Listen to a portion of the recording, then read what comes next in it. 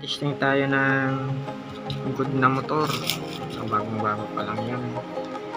Ayun o. Ito yung diagram ng motor. Yung blue, yung common, yung red tsaka green, papuntang capacitor. So, blue. Yung blue dito, yung common. Ayan, testerin natin siya. Makita natin paano yung reading ng motor. Gamit tayo ng ohms.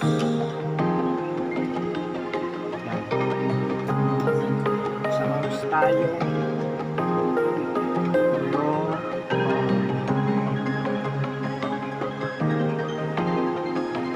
ito yung starting ayun, 103 ohms kabila sa dapat pareho 120 ohms 120 saka 103 ganun yung reading niya dito sa digital. Dito naman tayo sa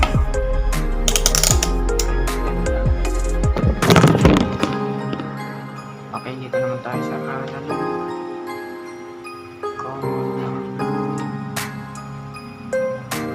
Red tsaka green yung papuntang capacitor, yung red one. May mga natin nasa times 10 tayo ang reading na nasa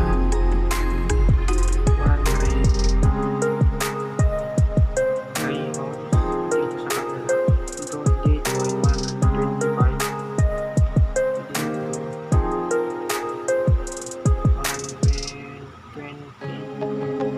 kanan yung reading ng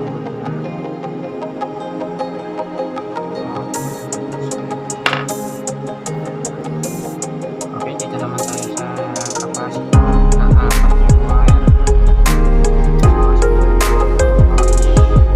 Orange na kayo yun yung red lang, yung gray na red 4 microfarad.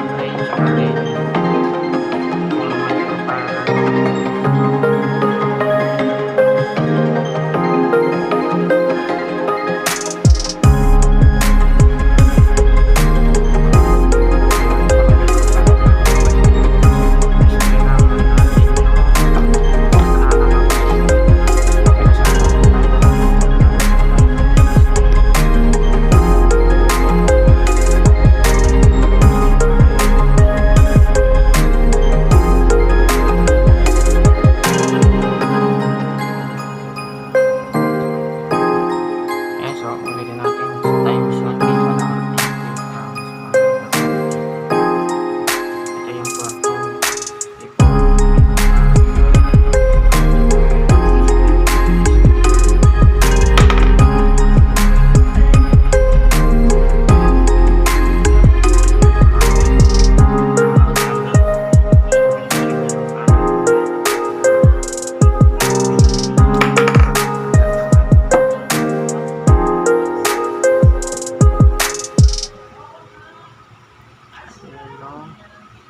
ayun, mas mataas yung palo niya, umabot siya ng 10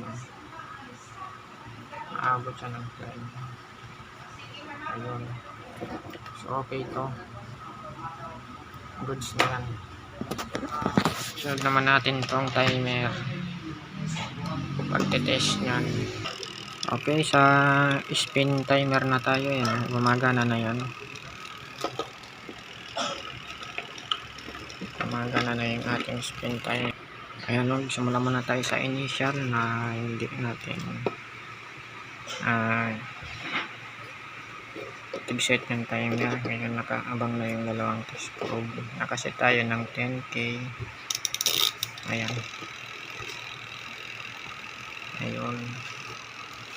Ganun ang reading. Nakasagal pala to.